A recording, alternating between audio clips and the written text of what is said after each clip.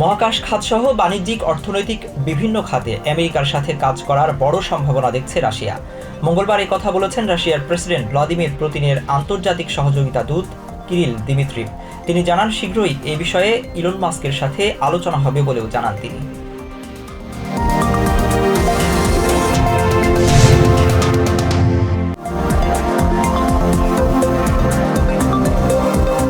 ভেনেজুয়েলার বহিষ্কৃত নাগরিকদের দেশে ফেরাতে ফেডারেল আদালতে আবেদন জানিয়েছে আমেরিকান সিভিল লিবার্টিজ ইউনিয়ন। সোমবার ওয়াশিংটন ডিসির আদালতে এই আবেদন জানায় তারা। আকলুর আইনজীবী গেলার্ট জানান, আদালতের নির্দেশনা অবমাননা করে আইনের শাসন প্রশ্নবিদ্ধ করা হচ্ছে।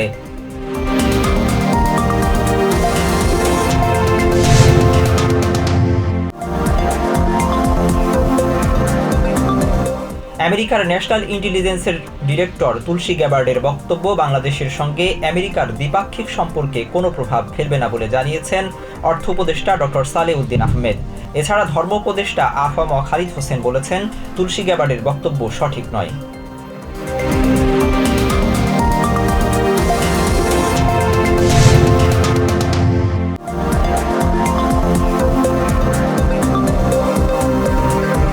আনুষ্ঠানিকভাবে বাংলাদেশের বৃহত্তম যমুনা রেল সেতুর উদ্বোধন করা হলো। মঙ্গলবার সকাল 11টা 40 মিনিটে টাঙ্গাইল প্রান্তে ইব্রাহিমাবাদ রেল স্টেশনের উদ্বোধন করা হয়। দীর্ঘ প্রতীক্ষার অবসান ঘটিয়ে যমুনা রেল সেতু উদ্বোধন হওয়ায় খুশি উত্তরাঞ্চলের মানুষ।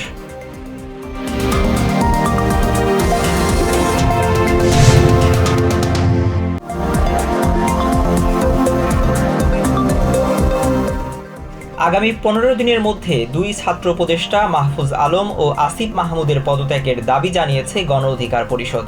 দাবি আদায় না হলে উপদেষ্টার বাসভবন যমুনা ঘেরাও সহ কঠোর কর্মসূচির হুঁশিয়ারিও দিয়েছেন তারা। মঙ্গলবার দুপুরে দলটির কেন্দ্রীয় কার্যালয়ে সংবাদ সম্মেলনে এই দাবি করে দলটি।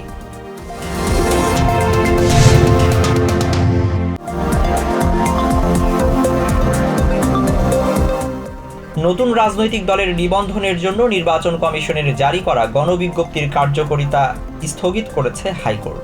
একই সঙ্গে এই গণবিজ্ঞপ্তি কেন অবৈধ ঘোষণা করা হবে না তা জানতে চেয়ে রুল জারি করা হয়েছে। মঙ্গলবার বিচারপতি আকরাম হোসেন চৌধুরীর নেতৃত্বাধীন হাইকোর্ট এই আদেশ দেয়।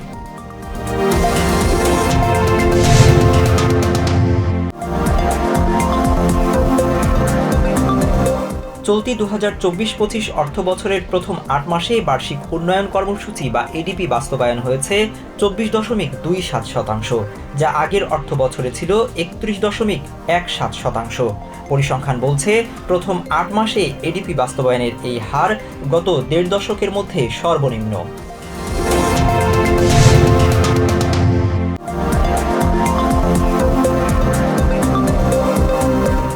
যুদ্ধবিরতিতে নিজেদের ঘরবাড়িতে ফিরে এসেছিল গাজাবাসী, আর এমন সময়ে গাজায় ভয়াবহ হামলা চালায় ইসরায়েলি বাহিনী।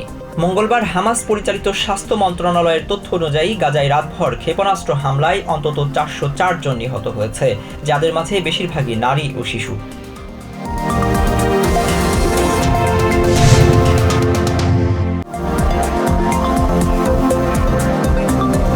সোমবার রাতভর নিরস্ত্র প্যালেস্টিনিয়ানদের ওপর ইসরায়েলের বর্বর হামলায় জাতিসংঘের মানবাধিকার প্রধানের কার্যালয় জানিয়েছে, এমন হামলায় তারা আতঙ্কিত। এ ঘটনায় তীব্র নিন্দা জানিয়েছে ইজিপ্ট, তুর্কি, কাতার, ইরান, জর্ডান ও ইয়েমেন। যুদ্ধবিরতি দ্রুত কার্যকরের প্রতি জোর আহ্বান জানিয়েছে নেদারল্যান্ড, নরওয়ে, সুইডেন ও অস্ট্রেলিয়া।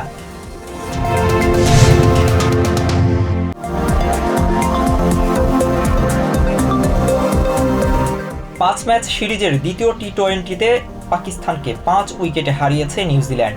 ডানেডিনে মঙ্গলবার বৃষ্টির কারণে ম্যাচ নেমে আসে 15 ওভারে। আগে ব্যাট করে 9 উইকেট হারিয়ে 135 রান করে পাকিস্তান। পরে 11 বল হাতে রেখেই জয় পায় নিউজিল্যান্ড।